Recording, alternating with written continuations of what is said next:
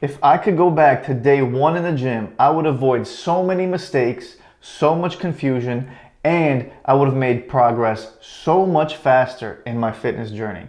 In this video, I'm sharing the things that I wish I knew 12 years ago when first starting working out, and the mistakes that I made that you can avoid. So without further ado, let's get straight into the video. Mistake number one. As a beginner, I worked out way too much. As a beginner, you really only need to work out 2 to 3 times a week. And modern literature or most recent research suggests that a beginner who's been working out for less than a year really only needs to train each muscle group for anywhere between 8 to 10 sets. And that means if you're going to work out chest this week, your chest really needs only 8 to 10 sets. Same thing with your back. 8 to 10 sets, same thing with your legs, your arms, your shoulders, etc. So if you're going to be working out this week, you really need to do 2 exercises of chest and 4 sets of each exercise, and you're really good for the week, and you've maximized the amount of gains you're going to make for that specific muscle group. Working out too frequently in the beginning caused me to overtrain, not rest enough, not recover enough, and really made it more difficult for me to even want to go to the gym because I was sore all the time. Mistake number 2, I didn't track my progress. I didn't track the sets I was doing. I didn't track the reps I was doing. I didn't track the weights I was doing. So in a week's worth of exercise or working out, I didn't know how many sets I had done for back that week. I didn't know how many sets I had done for chest or my arms or my biceps. And I didn't even know the optimal ranges for each of those muscle groups. And as a beginner, you don't really need to experiment too much with the types of workouts and exercise you're doing. But as you advance and become an intermediate, more advanced lifter, you kind of start to experiment with each muscle group. Maybe my chest could have gotten 18 sets this week instead of 14 or 16. Maybe my arms could benefit from higher rep ranges until failure versus lower rep ranges.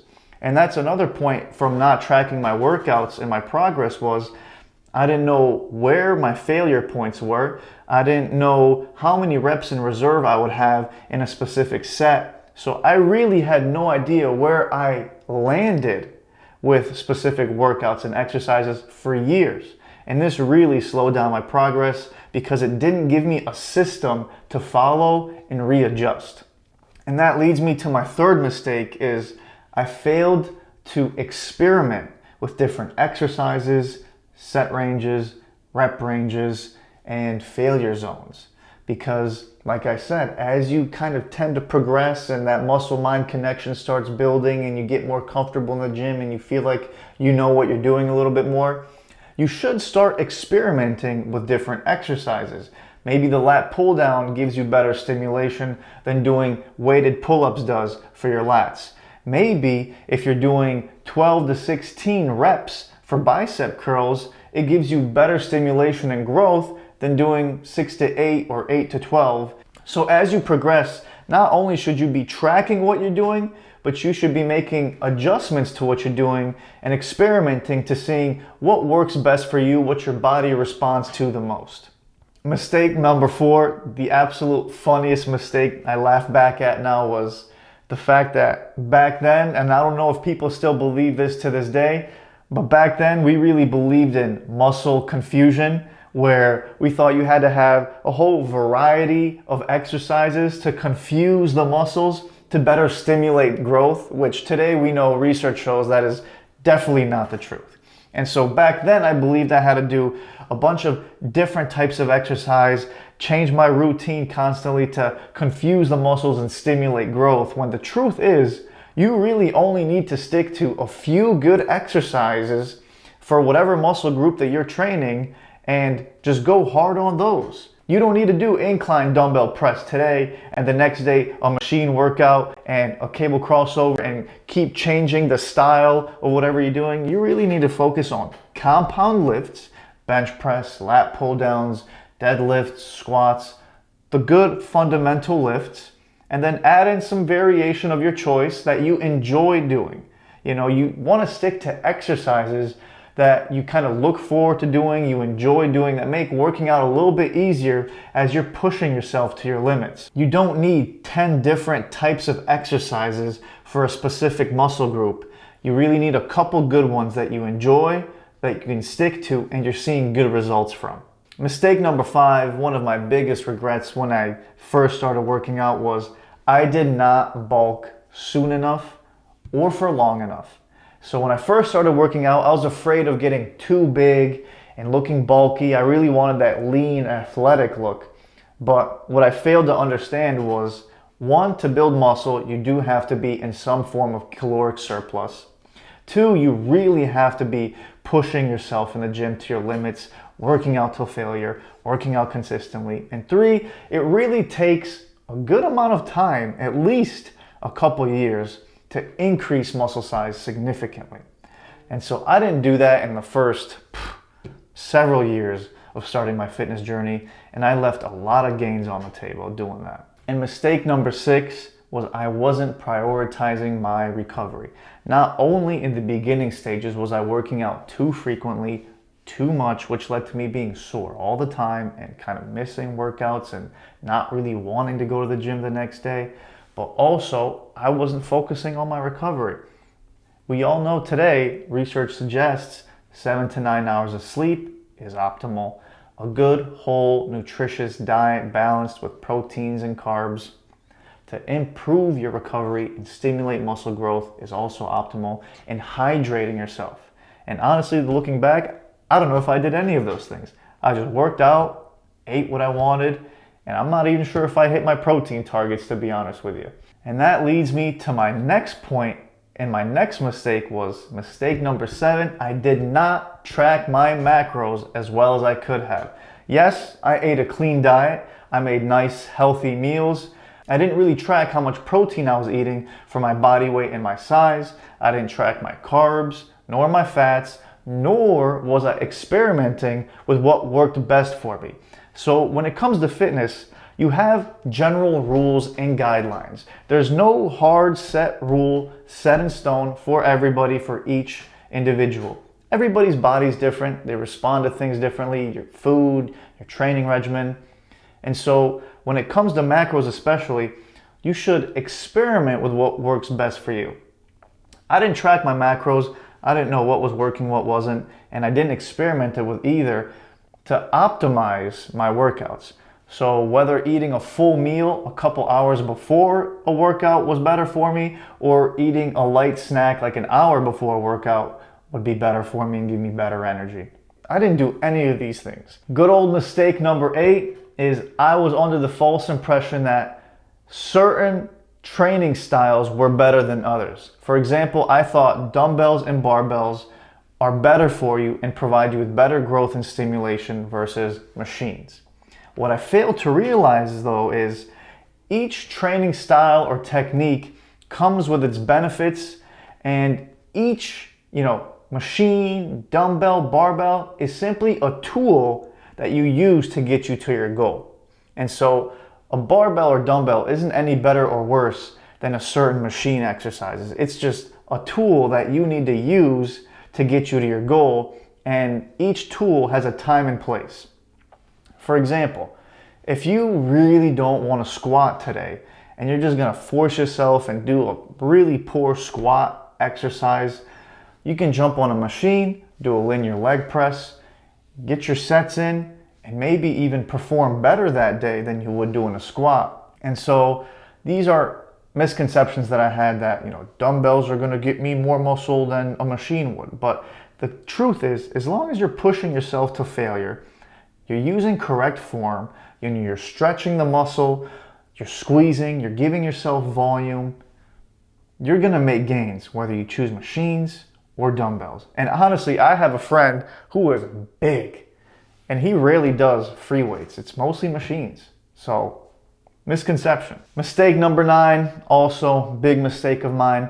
I did not pre-plan my workouts. I didn't have a system. I didn't have a program. I would just, after class, go to the gym, willy-nilly pick random exercises for that specific muscle group, and that would be it. I'd go to the gym, pick random back exercises, random arm exercises, and that's how I would lift for years. Granted, it worked out. I still made gains. I was still working out. But when you have a specific system, when you have a plan in place before going to the gym, you have an idea of what you need to do. Not only did it slow me down, my workouts would take longer because I'm sitting there, well, what do I want to do? I want to hit this? Do I want to do this exercise? I'd waste time picking exercises and trying to figure out what I want to do next. Versus if you went in there with a plan, you have an outline of what you needed to do, you focused on that, you knocked all that out, and then you got out the gym. Very simple. You have specific rep ranges, set ranges, you have a whole system in place that guides you to what you need to do through that workout. I didn't do that. I didn't have that. I spent a lot of time just guessing, and I still worked out very hard. I still made gains, but I really could have improved and optimized my workouts if I had just come with a plan. And when you do have a plan and something doesn't work out, guess what? You can readjust that plan and fix it to make it better for next time. So a bad plan is better than no plan. Mistake number 10, comparison. Comparison, as they say, is the robber of joy. I'd go to the gym, I'd see dudes bigger than me, lifting more than me, looking better than me, more chiseled. And in the back of my mind, I always thought, am I ever going to achieve this physique? Is it possible? All these things. And it really kind of just takes the joy away from the journey. It makes you feel like you should be somewhere you're not ready to be. If you're just starting out, you're not going to look like those guys in the next year or two. You might, but the chances of that is very low. It takes years to build a really good physique, to put on a lot of muscle, look sharp, chiseled, and ripped. And honestly, you might not even know it. Some of these guys are using things to enhance their performance, which just speeds things up that much more. So the point is, focus on yourself. This is 1v1, you versus you. You are being better today than you are yesterday. You're bigger tomorrow than you were last week. And this is going to snowball effect, and you're going to get some momentum. And over the course of time, if you stick to it and stay consistent, you will reach the goals that you set out to.